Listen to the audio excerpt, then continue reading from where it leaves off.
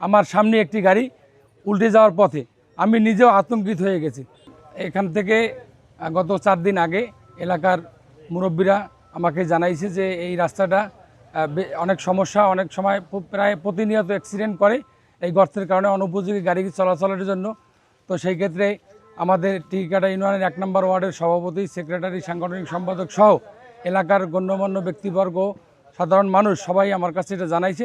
তো আমি সেই দিক থেকে চিন্তা করে গতকালকের এখানে আসছি দেখার জন্য। দেখলাম আমার সামনে একটি গাড়ি উল্টে যাওয়ার পথে আমি নিজেও আতঙ্কিত হয়ে গেছি। তো ভাই, সেই জন্য আসলে আমাদের প্রত্যেকটা মানুষের তো যার যার অবস্থান থেকে এলাকার উন্নয়নের জন্য কাজ করা দরকার। সেই লক্ষ্যে আমি আমার নিজ উদ্যোগে এই কাজটুকু করার জন্য চেষ্টা করতেছি।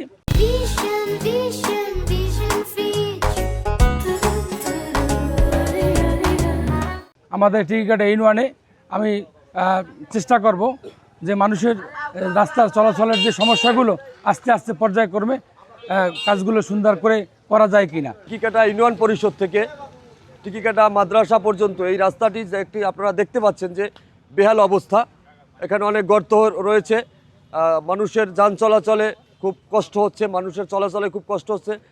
তারই ধারাবাহিকতা এখানে তিনি তার নিজ অর্থায়নে এগুলো বালু, রাবিশ, ইট সহ বিভিন্ন মালামাল দিয়ে এই রাস্তাটি সংস্কার করে দিচ্ছেন।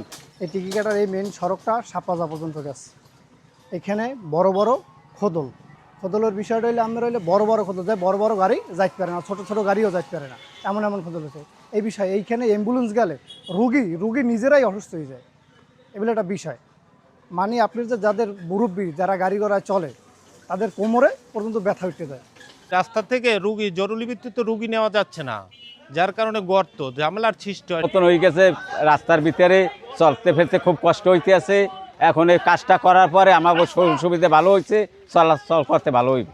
বড় গাড়ি বাজতে যায়, আমার কারণে সুবিধা হইতে আছে। এই যাওয়ার সময় অ্যাক্সিডেন্ট হয়, দুর্ঘটনা হয়ে যায়।